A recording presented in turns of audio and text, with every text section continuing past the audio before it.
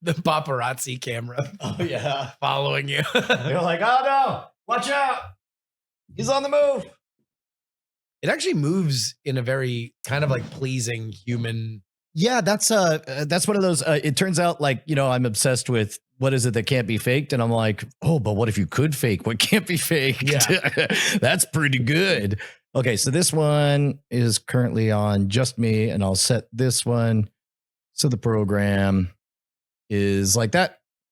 And so those 3 cameras are all recording locally, which means, hold on, which means it's time. Shit! Look at this shit! Get a little, just a fucking. His fully formed and activated bones. Oh god damn! Right? Does make all the difference. Yeah. As a matter of fact, do I need to do a gang sign for this? Oh no, it's got me. No, I switched off all the signs. Fucking got me. So yeah. So now I can import these as just 3 cameras, and I can just sit and watch and just do. I can truly be the TD, just not live. Yeah, exactly. Yeah. Yep. I'm declaring it. It's perfect. Welcome to the Bones. We're boning it. No. Wait, is this a main edition of the Bones? This is a very special episode of the Bones, which is why also the main show. Yes. Well, yes, because this is going to be the first half that will be on the main show. This is a special event, but you're getting the Bones, the bonus episode for the regulars. Yeah, this is the setup for the Bones. Well, and this is the character of the Bones, right? Yeah, but this is a long bit of throat clearing to essentially say we're going to fade out halfway through this, and if you want the second half of it, you should be a patron over at patreon.com/Great Night. You're the throat goat. All that clearing. Yeah, me and Nancy Reagan. I was having a conversation in Washington, D.C. with somebody who works in the government, and we were exchanging scurrilous gossip of people that sleep with their staffers and sleep with other Congress people. Yeah. And I mentioned one of them was a female, and I just kind of slipped in like, she got that Nancy Reagan. Fucking cracked up the entire table. I've decided DC is good now. Oh. I can just make that joke. Well, we had talked about ways to kind of signal very secret worlds in public and just see who reacts to it. Like previously we talked about dropping a reference to the Bang Bus. Yeah. And then my latest one is I want to be giving a PowerPoint and then tee up, as you'll see in the following video. Here, let me hit play. And then I want to play the Pornhub boo, ba-doo, boo. Oh, Jesus. And just see who reacts. So just the sound? Just the sound. Yeah. Like it's not set up and it's not going on. But just something where like 50% of the audience, yes, or more, depending on the demo. I want to. We'll just be like, "What the?" Yes, and I'm going to be pretending like I'm trying to find it on the computer, but meanwhile, my eyes will be looking at the audience. Yeah, just that would actually be a good method for like a magic trick, is to know who speaks a secret language. Oh yeah, so that you can pick them as a volunteer later on. Yeah, I mean, like, because that's got to be AI-able. Now I think about it, like set up a audience cam. And it would just identify, like, I'm looking for shock whites in the eyes because they are like, holy crap, is that? Oh no, it's not. And then you write the show so that you make, I don't know, let's say 10 cultural references in the first 15 minutes. Yeah, and then the AI just says, all right, for touch point 1 is conducted. You have 35 candidates, and then touch point 2, touch point 3, touch point 4, and then it whittles it all the way down. We're like, this will be your volunteer, and then you're ready to. I don't know what you do with it after that, but that would be amazing. I think it's possible. I do. It's possible today. It's science fact. Although today you could already just. Yeah, you know about like the creepy search engines with the faces recognition and all that stuff. Yeah. Oh, yeah. Where you can see like all the publicly available stuff that they've put together. Yeah. And then you can combine it with their publicly available cell phone pings. Is that a? Oh, yeah, no, that's a public like yeah. Is that something somebody's already doing it? Oh, yeah. Oh, yeah. No, really? No, your cell phone pings constantly. Yeah. And then that data is sold. Is public? Oh, well. Publicly available, you can purchase it. You can buy it. Yeah.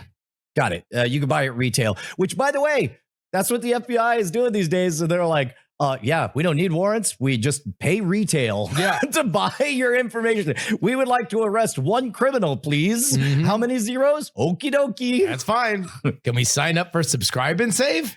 I'll tell you what, in that regard, I feel like you and I have a leg up on the rest of humanity in that we have made a habit for coming on 20 years now of just going to confession every single week. Yep. Which means we're probably not going to be appointed to many cabinet level offices, right? But our conscience is clean.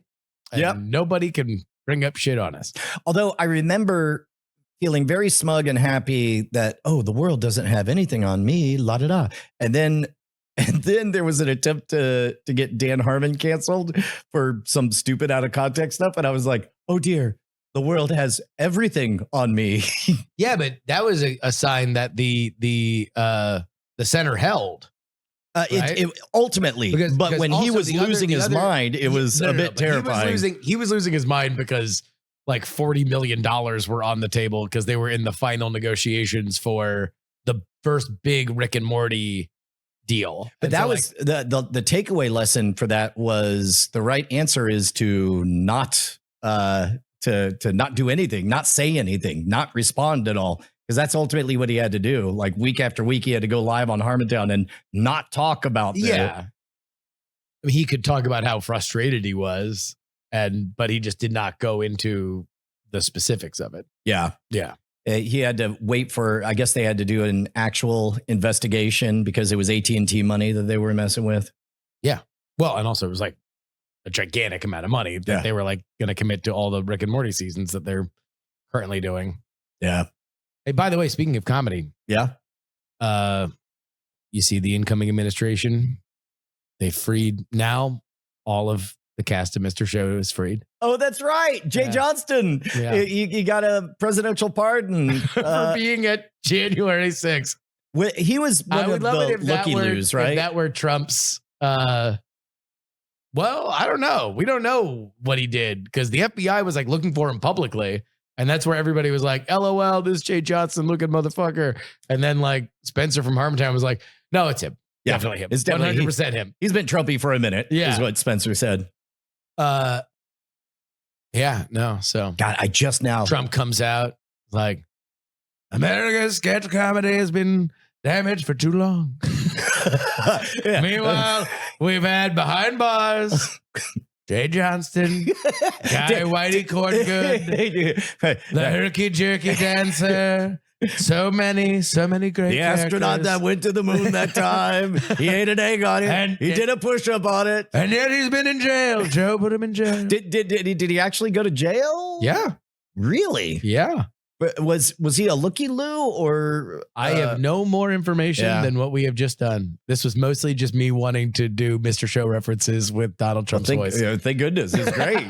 It's really good. Yeah, by the way, hell of a week. Turns out it's been a week. Things that happened since last week when last our intrepid adventurers visited with you. Do it in the style of We Didn't Start the Fire. Setting up studio more, doing sound and a whore. Whoops, it went dirty real fast. I'll keep going. Brian had a birthday with a big surprise, and some people came from all of the United States to say hello. Justin went to D.C., saw an inauguration. What?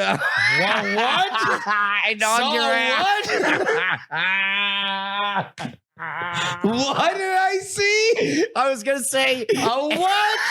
I was gonna say what? I was going to say an inauguration, but it started to say inauguration. Yes. No, that's what it sounded like. Well, the vibe shift. Yeah. Now I don't have to clear that. The sinuses. Yeah. So I had a birthday, had a bunch of people surprise me. Yeah. So it was your birthday last Friday. So just so you have context. Yep. And we had people come from all over the country. Yeah. All over the country. They all came out to come say hello, including Andrew Main came out. We did a live Weird Things. Brett Rounceville came out on his birthday. Yeah. Because you guys have the same birthday. That was actually, I felt weirdly super duper guilty about it because he leaned into it. I'm like, happy birthday, Brian. I'm like, but you can't give me your birthday. He's like, I can, and I am. Yeah. And I'm like, no. But that was great. That was a real delight and surprise. Heaton came down from DC. That's right. Yeah. So East Coast, West Coast, it don't matter. Nope. Wow. That is a throwback. No, That's just roll through 25 years. Either they know or they don't. If you know, you know. Then we all got together and y'all shattered my excellent diet. Because we had so much cake. Yeah, I'm down 24 pounds now. You look like $1 million. I'll tell you what. Thank you. All green and wrinkled. Yeah, leaning in. My kid got me a dad joke calendar. Oh, and so I don't just tell the dad jokes. I process, no matter how terrible they are. Now it's a shaggy dog. Like I want to trick them into just asking the question. Gotcha. Man, you look like drool. I like that word, drool. And then and they're like, what? And I'm like, I think you look like drool. It's a compliment. Like, how's that a compliment? I'm like, because that word, it's amazing, drool. And they're like, why is drool amazing? Oh, I just like the way it rolls off my tongue. Why does drool roll off your tongue? Oh, because it fuck you. God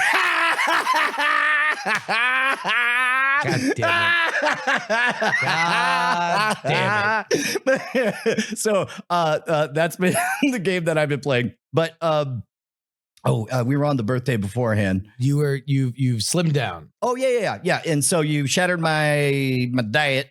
Took like 3 days to get back to a normal schedule and food and everything. But it was good. There was cake at your birthday? Oh, so much cake. There was a lot of cake. I felt a moral responsibility because to eat as much cake as possible. Well, nobody else was doing it. So I was the Jay Johnston of this story. Exactly. Just wrong place, wrong time. Where's my pardon? He's also on Arrested Development. And he's on Bob's Your Enthusiasm. Bob's Burgers. Oh, that's right. Curb Your Enthusiasm. He was Jimmy Pesto. Yeah, Jimmy Pesto. Curiously absent from the movie. Yeah. Call him Jimmy James Pesto, they call him. Yeah. So we had that evening. That was fantastic. That was a good time. I was really, really glad we were able to do it. And we had people your old friend Brady. Oh, you know what? I think Bonnie's hopefully calling with good news. Oh, good. Hey, Bonnie, you're live on. Nobody's listening yet. You're on the bones. What up? Oh, I just made it home, and Callie's doing good. So good. She was, very brave kiddo, and got that tooth out. So awesome. We are set. Well, enjoy the podcast. We'll talk to you guys later. All right, bye, Bon. So, Callie is at that almost teenager age. Mm-hmm. And so she had an abscess in a tooth. That's what just got removed. Gotcha. They got to put the kid all the way under, so it's a little bit scary. But they needed to fight the infection leading up to it. So she had a pill that had to be taken every 6 hours. Gotcha. This antibiotic. On the nose, right? And so I went to her school and I'm like, hey, I got to give my kid this pill or whatever. And so I forget that middle school seems like a big deal when you're in middle school. So she gets called down to the front office where her dad is there, and her dad can't stop doing comedy bits. So this 12-year-old girl walks in, and I don't know what this looked like to the receptionist, but the dad is like, hey, kid, I brought you drugs. And she goes, why are you calling it drugs? I'm like, oh, sorry, they're not drugs. Wink. And then, I'm doing a bit for somebody who don't care. And I'm certain Callie was horrified the entire time. But we, I guess that wraps up the birthday talk, right? Well, yeah, I actually had to kind of bone out early because I had to wake up early. You had an adventure to go to DC. Yeah. So, and you, so I was not there for the end of your birthday. I helped organize it. And then I said, my watch has ended. Yep. Everybody has landed. They're all here. We have sufficiently showered Brian with our love and affection. We made him eat 50 cakes. Yep. And time to get the fudge out. Okay, I want to hear about the DC adventure, but just to put a button on birthday times on the birthday gift. One Andrew Heaton did the thing where, yeah.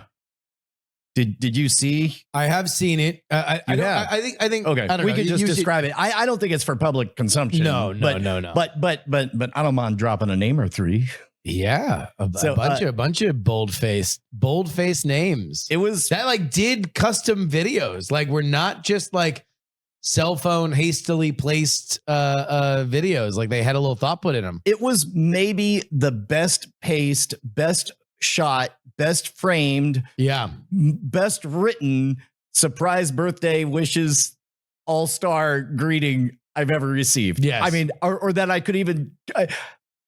I am amazed it exists. I cannot process the fact that it was assembled for your boy. Yeah. But it begins with Simpsons lead writer, creator of the steamed ham sketch, Bill Oakley, fully dressed up as a chef in a kitchen. Yeah. Congratulating me on my birthday and saying, well, now that we're in our 50s, we have to eat a different kind of cake, but I made this one for you. Cuts to dude went out and bought a giant eggplant and stuck a candle in there. It's so good. Amazing.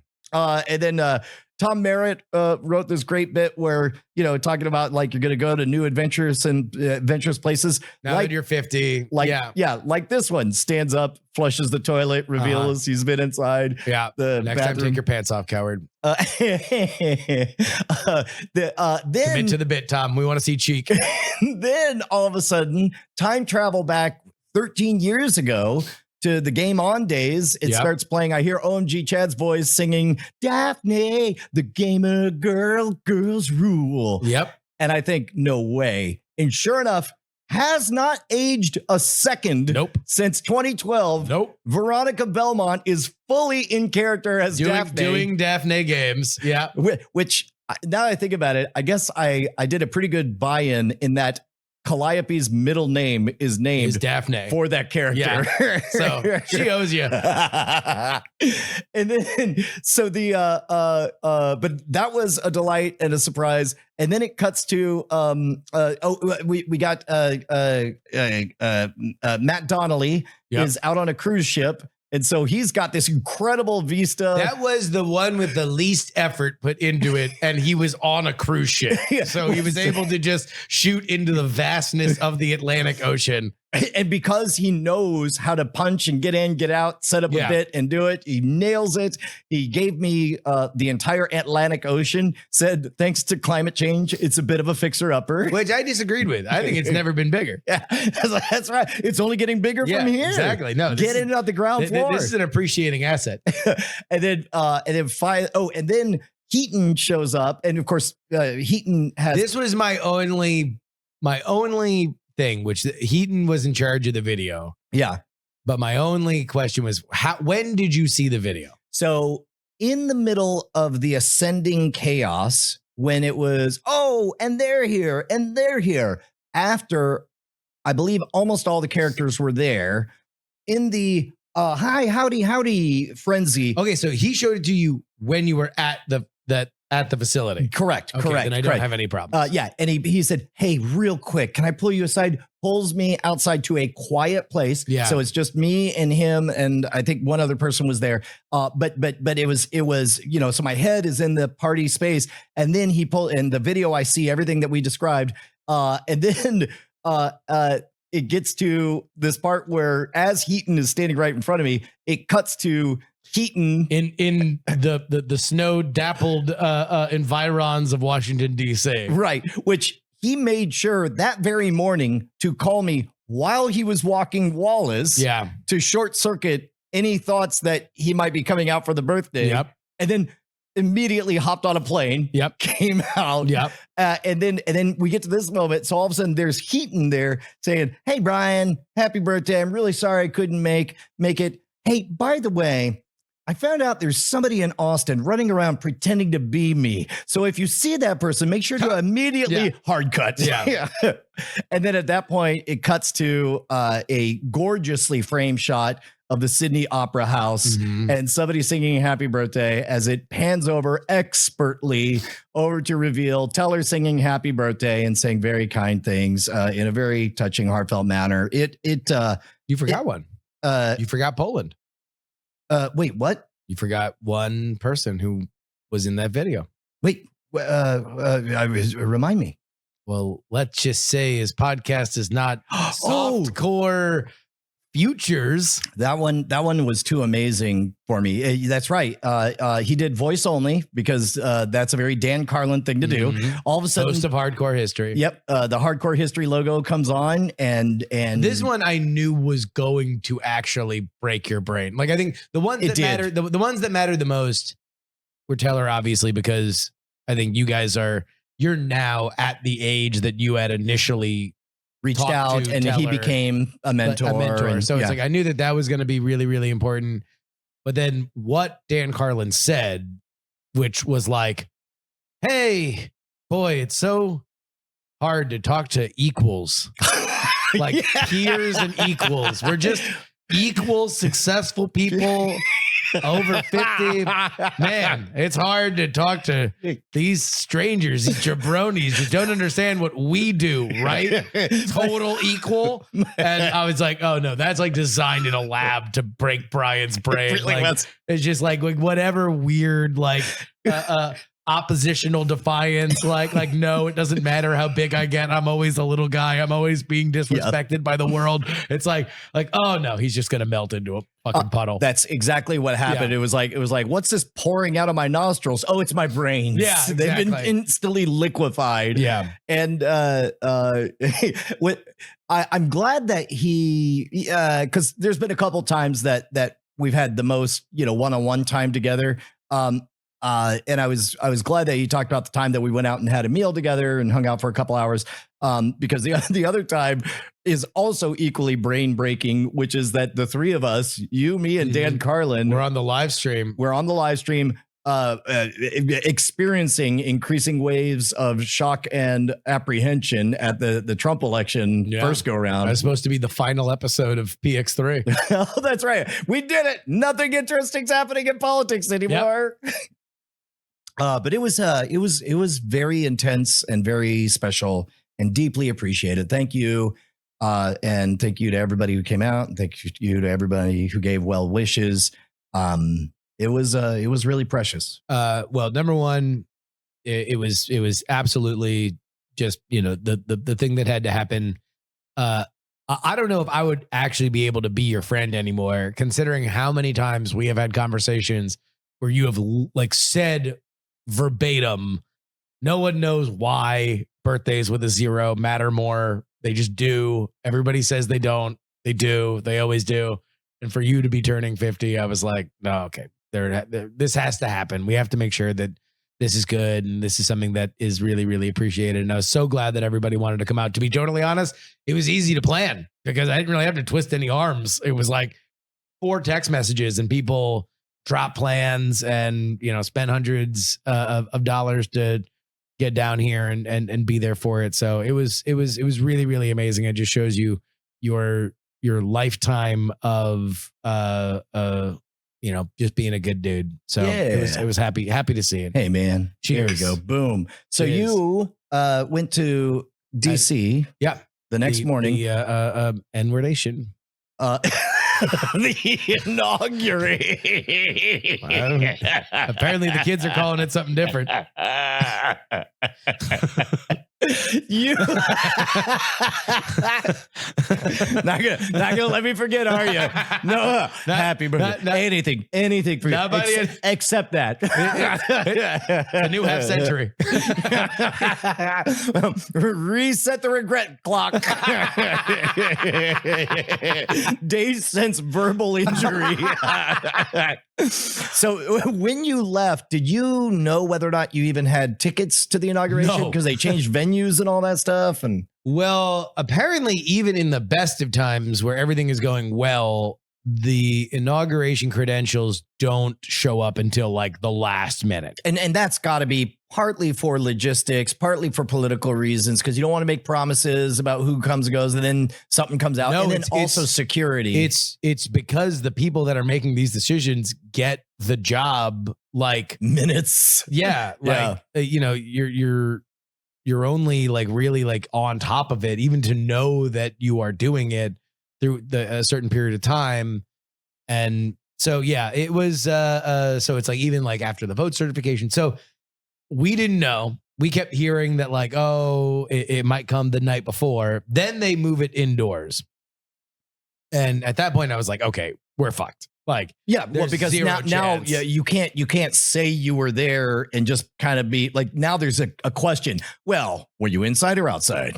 Well, and so that was the other thing is that apparently, even when it was planned to be outside, there was a class of journalists that could be inside, but they were already getting passes. They had to pass another security check. Mm-hmm. And like they were already getting that second security check like a month or so ago. Right. And so like we were definitely not going to get inside. So then the other question was like, okay, could we get into like the Capital One Center where they were doing the parade, quote unquote, like that would normally be outside?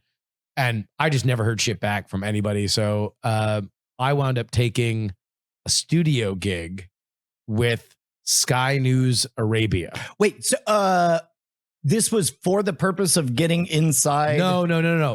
I was just, it's funny that you're building this studio because I was in the hub. If you see anything that is emanating live from Washington, D.C., yeah, it all happens out of one building. got it. Like NBC, Fox, C-SPAN, everybody You can dress it up however you want, but this is the space. This is the conduit to the internet. This is so, and it's right across the street from the Capitol because you always see the Capitol in the background. And I heard, I think I can tell this because the next day I toured C-SPAN and C-SPAN's in the same building. They just moved from like the studios that they had started in into a slightly smaller studio, but they were talking about their view. And so I had experienced this in the Sky News Arabia studio the day before, that it's like what looks like in any kind of other setting as just the Capitol behind you, and they are physically right next to the Capitol, is on a screen. Everything is HD screens now. And when C-SPAN moved from their old studios to this one, they used to have a window, and apparently that has only become more and more of a pain in the ass with HD cameras. Well, especially because, I mean, there's lighting issues with even this. I love this studio because in the morning it gets natural light, but that means that the light you get in the morning is different than the light you're going to get in the evening. And to be honest, like if you're building a studio nowadays, what you want is just a camera pointed at the Capitol. So yes, you can accurately reflect if it's day, night, evening, cloudy, whatever, but you have total control about white balance and brightness levels. That's the big thing. The big thing is they have no control over the balance if they have an actual window. So right now, News Nation, the new like I guess it's like CW or actually I have no idea what News Nation is. I think it might just be a cable channel. Okay. But they have the old C-SPAN studio, and it was on somewhere the other day, and I'm like, wow, it does look like muddy dog shit. But when you have it on the HD monitor, so it's like this was me on Sky News Arabia. That's an actual window. No. That's not. That's HD. Yeah. That's a bunch of, but it's not, it is live. It's from a camera on the roof of the building. Are these boy, let's geek out on technical stuff. Are these LED displays in a row, or is that all green screened in? No. Yeah. That's all live LED displays. In fact, I can probably show you. Got it. So they have a super high def camera pointed at the thing. And then these are independent giant TVs on their side. Yes, they are all paneled. Okay. They're all paneled out. So it looks great. Yeah, that is me recording on the thing. That's awesome. And so you so you get connected with them like mere minutes before you start showing up on camera? No, they had I had the offer to do it like 2 days before, and then it got moved indoor. I was like, I don't know, like if I have access to the inauguration, it's better for my show if I'm like physically there. It doesn't really do a lot for my show. And you also don't know necessarily, how can I put this? It's a bit like when there's a big event and you might have the award winningest FISM act in all of magic, but if you're booked to man this booth for an hour, you're treated like somebody whose job is to twist balloons in this thing. So you don't know that all of your skills are going to be used. No, I mean, like it was a great experience to be like a studio analyst. So it's like I was very, very happy to do it. I just didn't want to cripple my show, Your flexibility, like, or just to do like get video of a thing, like to get first person video where I can say, oh, I was here. But then as soon as I realized, like, all right, I'm not going to get anywhere near anything, then I was like, man, book your boy. Yep. And so we do the We're Not Wrong live show the night before. Then I wake up. This is Sunday night. Sunday night, we do the We're Not Wrong live show. Monday, I have to do this studio thing. So Saturday is a travel day. Saturday's a travel day. You get situated. Yeah. Sunday, Watch a football game. you're prepping for, you're doing your research, you're doing your prep, and you're getting ready for the live event, Yep. which sounds like it sold out and was did well. Sure. Yeah. Let's say that. Okay. Yeah. I said sounds like. If you listen to it sounds like it sold out. No. We had a great crowd, and thankfully it was like blizzarding right beforehand. So I was very happy with the turnout. Okay, so that's right. You had weather to deal with on top of it. But so then the big day Is Inauguration Day Monday. right? And so I'm like nervous about getting down there because I have no idea how much of the city is. At this like, point, closed Monday down. morning, do you even know if you have an entrance badge or? No, because I'm just going into that studio. There's one building where, again, all television from DC is created from. And so if you Meet the Press, ABC, like it's all done out of one building. So I just need to get into that building and have them take me up to the studio, and that's what happens. And if somebody is unfamiliar, like you are going in knowing that geographically you are going to be there camera ready all day. Yeah. And yes, it is to serve your audience, but you're also now looping in these other folks. Non-zero chance, someone has a heart attack and they're like, throw this ethnically ambiguous person on. Well, no, I was just booked to be on. Oh, no. But I mean, like for some other program, like you're geographically in the heart of that. Yeah. I mean, I think that's a click that kind of exists. But I was just happy to be a part of it. And so I'll give you this. So this is like, again, the people that are there were very, very nice, but they're television presenters, right? And the lead anchor here is a very professional, very attractive woman who is now, as soon as we're talking English, and then as soon as it starts, she is now speaking exclusively Arabic because this is being blasted out throughout all of the Arabic world. She's talking right? to her bosses, the audience. Yes. At which point she comes to me and my translation is not going. Okay. How is it supposed to work? So I have an IFB in my ear, and it's usually the same dude. His name is Ibrahim. Shout out to Ibrahim. But he will translate what is being said for me. Now, if I'm on my set in Austin, I've got 2 AirPods in, and I can adjust that volume however I want. But when I'm plugged into their IFB, I have no control over the volume. And also, I'm not just getting him, I'm getting all of the traffic of what is happening. All the cross chatter, like, ready to go cam 1, go to cam 1, all of that stuff. I'm getting all that. And that's all in Arabic too. Yeah. So she's talking to me. And I don't have shit for translate. I'm not hearing Ibrahim at all. Was he pulled away or no idea? Okay, but I have my one contact with the booker that I know that put me on. I'm like, not getting anything. This is during the show. This is while it's going, right? Yeah. And so initially, I have the amateur moment of like I'm not getting anything, which was like the last you time. don't want to do. You don't want to do.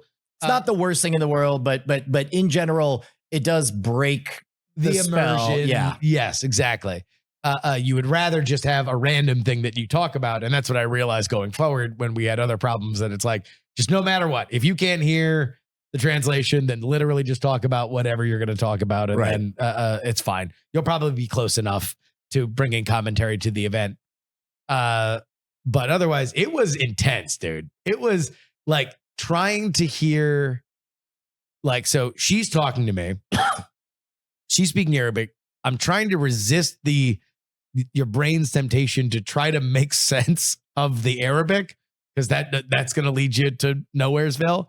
And then I'm listening to Ibrahim do the translation, but like his translation is, he's only going at the speed that he can go, and he wants to make sure it's right. So it would just every time he's like something, and you're like, oh God, you're killing me. For real. And this is like no shade to him. This is just the way that it has to go. Of course. He'll just be like, she'll look over at me and just go like, start speaking. I'm not going to do an impression. You can just say Arabic. Fill in Arabic here. Yep. And then Ibrahim's like, Mr. Justin, Joe Biden is in car. Where is car going to White House? And if Joe Biden is in car, where is Kamala? But for you, this is while dead air is happening. No, this is while she's talking to me. Okay, so she's talking to me, he's trying to give me what it is, and like literally, in a perfect way. Like if I were like a paid consultant with them or something, you like, and Ibrahim would develop a shorthand where he would listen and just say, just give me keywords, just like how long. Like or what's the line of succession? Next? What do you think they're saying? Like whatever. Just give me, because that's all I'm listening for. I'm literally just listening for keywords that I can access in the hot take bank. Yeah, like I can just go in, find the thing, and then do it. But it was intense. It was I very much was like, man, now that I've done studio work for Sky News Arabia, like, doing this shit in English would be easy as hell. Well, oh my God. So I know that when I did that live Magic special in Indonesia a couple times, they said the number of millions of people watching, and I was like, let's just let that roll right off my brain. That didn't happen. I didn't hear 70 million. I didn't compare it to the Super Bowl. Yeah. Did you have a moment like that? Or no, I mostly whenever I'm on Sky News Arabia, I'll just always try to look up one of the big cities that it's most popular in, and then I'll just shout out that, like, I'll just find a way to work in Abu Dhabi. Like it's like well, like right now the Democratic Party is kind of in the wilderness. They don't really know what their standard bearer is going to be. But I'm sure if you're just sitting in Abu Dhabi wondering, cheap pops. And actually one time, so I was doing one of their shows that I didn't realize was broadcast out of DC. I thought it was in Abu Dhabi where the rest of their stuff is. And we were talking about something about television news, and I was just like taking a gigantic shit on television news. I was just like, television news is falling apart. Nobody watches it. Nobody trusts it. This is a dying medium. And then like I kind of caught myself and I'm like, except for what everybody knows is the most important channel of all time, Sky News Arabia. And so the host in that moment laughed and was like, thank you very much for your kind compliment, blah, blah, blah. So I'm showing up to the studio and this guy's like, I know you. And I'm like, oh, really? He's like, yeah, you were on. You had kind things to say about Sky News Arabia. And I was like, I sure did. I'm glad that's the part we remember. Yeah. That's one of the things they say, like in a magic routine. There was, because I had my Bizarre Magic show a week and a half ago, and there was, there's this mind reading routine with the book test or whatever. And there are very clear, simple instructions that include pick the biggest, most interesting word. Yeah. And then sometimes people mess up and they, do pick a tiny, they pick the word wand in a Harry Potter book. I'm like, not real big. And then there's kind of a second chance. And then there's a fail safe if like, okay, they're clearly either not getting the message or whatever. But somebody was watching and they're like, oh man, was she messing with you doing this, that, or the other? And it's like, doesn't matter. because all anybody remembers is the beginning of the routine Yep. and the end of the routine. That's it. How do they describe it? They're like, oh man, this guy got a volunteer up from the audience and there was a book and they just picked a word and He knew it. at the end, he knew it. It Yep. was amazing. Yeah. I'm like, that's right. Yeah. And in fact, there's another routine where the two drawings need to match. And when they don't match, I used to really worry about how to shade it as a win. And it turns out you don't. You say the words, and that's why I don't believe in ESP. Give them a big round of applause. And everybody claps. And they'll remember clapping at the end of that weird bit of performance art. Oh, yeah. Because it's a joke. Because it's like, oh, fuck psychics. Yeah. Psychics are dumb. So you spend all day off and on Monday doing this? No, Or I did 3 hours. 3 hours. The initial 3 hours of the inauguration. So it's like I was there when they were like getting to the White House to do tea and crumpets, and then made their way into the rotunda. At which point, that was the only thing that was like more PX3 of it all. Was did you see any of the inauguration? just barely little bits here and there. So Jeff Bezos is there. Jeff Bezos has a girlfriend that the rumor is going to be a second wife. And she has... Is this a titty looking thing? Mm-hmm. Okay. She has what I can only describe her outfit to the inauguration of the president is a white bustier with a white jacket over top of it. Was it cold? Very cold. And so that was like the viral picture of Zuckerberg taking a peek. That's her.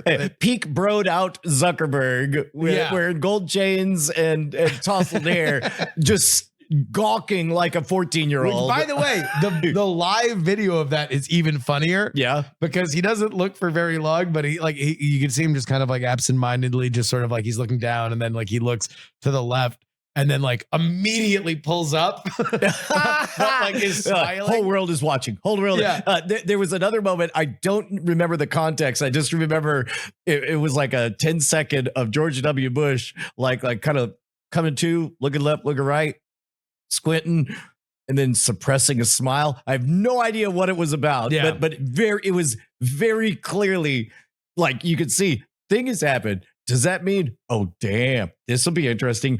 Cameras are watching. Yeah. And so that was one of the moments where I was getting a translation, but it was like, I couldn't get a keyword. It was just a lot of like, Mr. Justin, in the room, there is President and Bill Clinton and Hillary Clinton and Jeff Bezos and I'm like, okay, I have no idea where I don't know where the conflict is. I don't know where the question is. And that's the other thing is that like when you're getting that translation in your ear, there's that dead period of time where she stops talking and is just making and finally asks, you don't get to know the question until the end. And so like I'm holding my ear to make sure that I can hear it.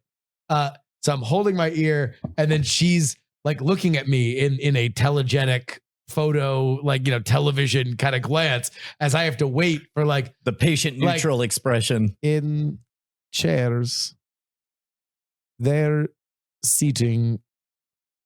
Do you think that chairs, Bill Clinton, and so I'm just like waiting to get to the thing, and I just bailed, and I'm just like, I'm sorry, I just have to point our listeners here and our viewers to the fact that Lauren Sanchez, Jeff Bezos's girlfriend and rumored to be a second wife, has made a very unconventional fashion decision in the rotunda. That's an excellent move. If you're gonna ripcord out of the plan, yes, that's a gift to bring them. You're like, I'm sorry, whatever this is. Will you look at this flower? Basically, that's bonkers. Yeah. Anyway, I did that a few times where I was just like excuse me, I'll get to that question in a second, but I just want to point out to the viewers, blah, blah, blah, blah, blah, whatever I was. Yeah, Whatever I it was doesn't gonna have to be look at them titties. It can also be. But that time it here's- was look at them titties. it can also be here's a political insight, or most people don't know this story about JFK Yes, or whatever. exactly. Yeah. No, there was I think I broke that like Vivek Ramaswamy was going to be off the Doge committee, and Mike Waltz had like resigned from the House. So there was like actual breaking news, and so I was able to use that of just like hey, real quick, because I can't understand what this translation is. I just want to point out to the viewers that Vivek Ramaswamy is now officially stepped down from the Doge committee. Blah blah blah blah. So I was able to be value add. Yeah. It was fun though. It was fun. And so if anybody wants to book me to do that shit in English, then please let me know. Yeah. Holler at your boy. You know what? I'm for Not that it. I would never. I will do it in Arabic as many times as anybody wants. I don't want to bite the hand that feeds me. But Yeah. Just you can't wait. You got a taste of the game, and you're like, oh, you get to do this in English? yeah, I know. It's like, who thinks that's hard? That's Yeah. easy as hell. Yeah, that's it's funny how many things you figure out you've been doing on hard mode for the longest time. Oh man. You get a staff, somebody else applies makeup, all that stuff. But they all could have been nicer. They were all really, really good. That's and then I went to the Substack party. Oh shit. I'll tell you what. Let's do this. We plan to take a pee break in the middle. Yep. Freeloaders. Hope you enjoyed it. Real ones. Get ready for the second half of The Bones. We're big boned. Big Bones.